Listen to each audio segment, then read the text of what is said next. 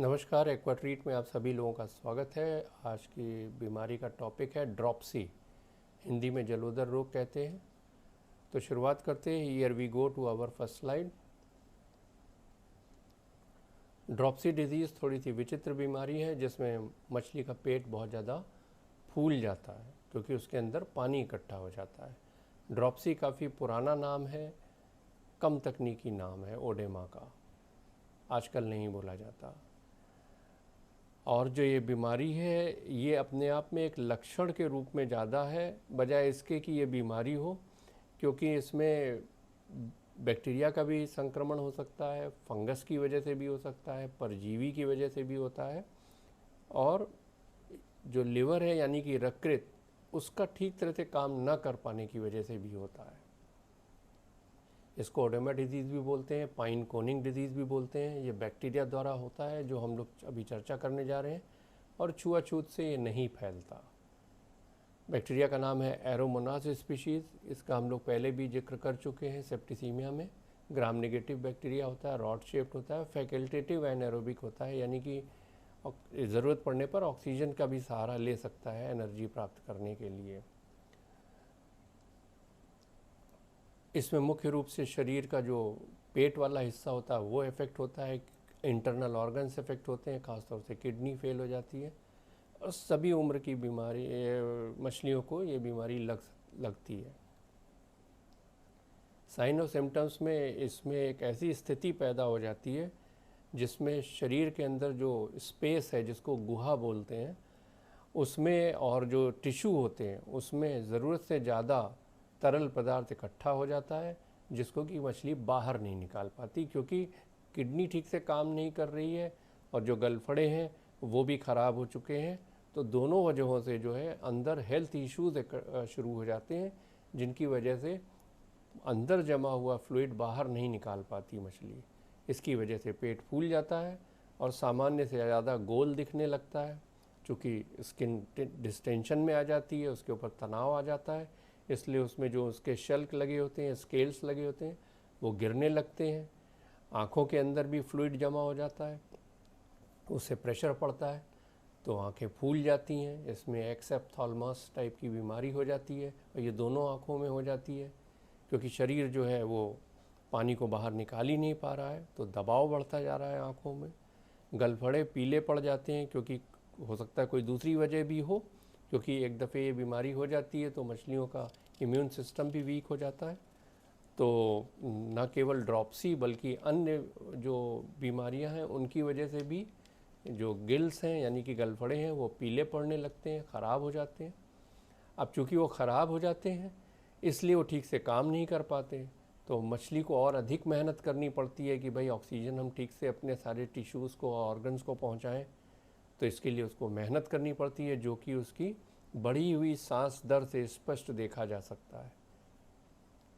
और चूँकि अतिरिक्त द्रव मछली के शरीर में इकट्ठा है और वो शरीर को छोड़ने में असमर्थ है, तो ये पानी और फ्लूइड आंतों में भी जमा हो जाता है, जिससे आंतरिक सूजन भी हो जाती है, बाहरी सूजन भी हो जाती है।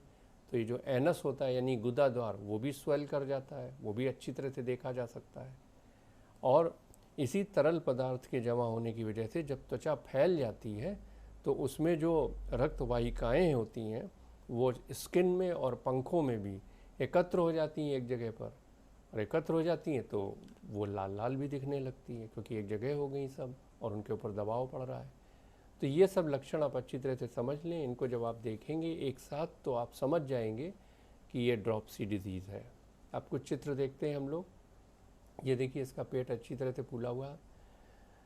यहाँ पर देखिए मछलियों का पेट बहुत ज़्यादा फूला हुआ है, और इतना ज़्यादा फूल गया है कि यहाँ स्केल्स पूरी तरह से जो है वो गायब हो गए हैं, शरीर को छोड़ चुके हैं, और बाकी हिस्से में आपको स्केल्स दिख रहे होंगे। ये पंगेशियस है, इसमें काफ़ी ज़्यादा पेट फूला हुआ है इसका, इसकी किडनी और गलफड़े बिल्कुल भी काम नहीं कर रहे हैं। ये तिलापिया है, इसमें भी डिस्टेंशन आप अच्छा देख सकते हैं, पाइन कोनिंग टाइप की हो गई है यहाँ पर, और अच्छा खासा पेट फूल गया है इसका। तो इस तरह से ये इसको पहचानना बहुत आसान है, क्योंकि इसमें डिस्टेंशन हो जाता है बेली का, पेट का, और उसमें फ्लूइड जमा हो जाता है।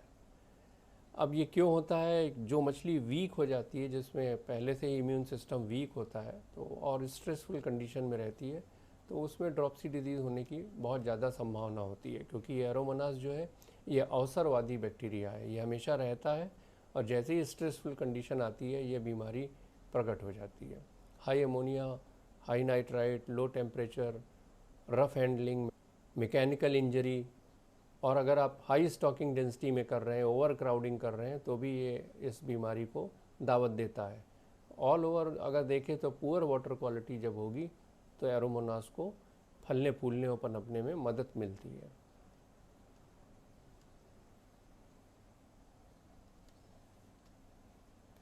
ट्रीटमेंट के लिए एक बार डायग्नोसिस कंफर्म हो जाए, चाहे तो पीसीआर से या हिस्टोपैथोलॉजिकल एनालिसिस से, तो फिर आप, चूँकि बैक्टीरिया वही है एरोमोनास वाला, तो ट्रीटमेंट भी वही लगेगा जो सेप्टिसीमिया में हम लोगों ने बताया था।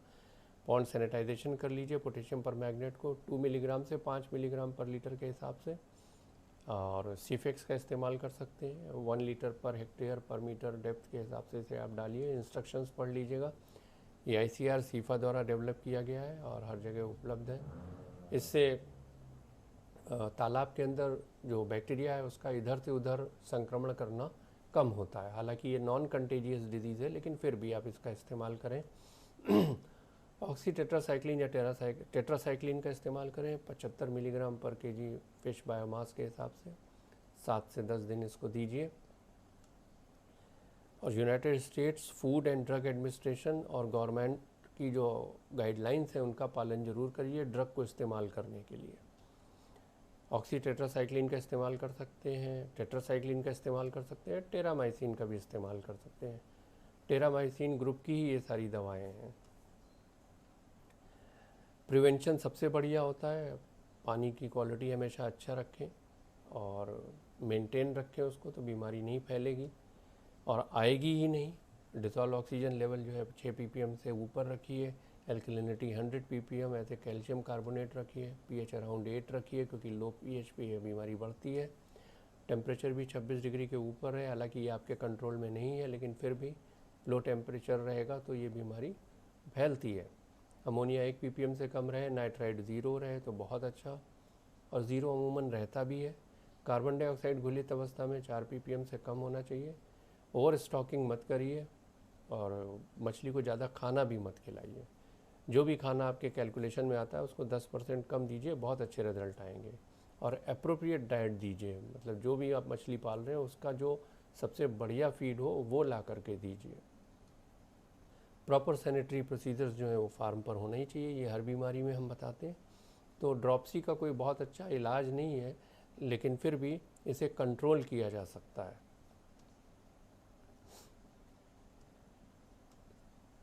तो जो भी आप दवा इस्तेमाल करें, जो भी ड्रग इस्तेमाल करें, वो एनवायरनमेंट फ्रेंडली होना चाहिए और उसी हिसाब से गाइडलाइन के अनुसार ही उसका पालन करते हुए उसको इस्तेमाल करिए। और दूसरी चीज़ ये है कि ये बीमारी अगर आपके यहाँ आई है तो इसके बाद आप अपने मैनेजमेंट प्रैक्टिसेस को ज़रूर इवैल्यूएट करिए फार्म के, और ये डिटरमाइन करिए कि बाद में ये बीमारी दोबारा आपके फार्म पर ना आए। इसके लिए जो भी आपको चेंजेस करने हैं प्रोसीजर में, प्रैक्टिस में, डिज़ाइन में, वो ज़रूर करिए। तो ये dropsy disease bye bye. Next जो टॉपिक है हम लोग का वो क्लाउडी आई डिजीज़ के बारे में हम लोग जल्दी ही वीडियो लेकर आएंगे। तो ड्रॉप्सी में आपने कुछ नया हासिल किया हो, कुछ सीखा हो तो लाइक करें, शेयर करें, सब्सक्राइब करें, इसके लिए बहुत बहुत धन्यवाद। तो जल्दी ही मिलते हैं अपने नए वीडियो में क्लाउडी आई डिजीज़ के साथ। तब तक के लिए अल्लाह हाफिज़, जय हिंद, जय भारत, वंदे मातरम।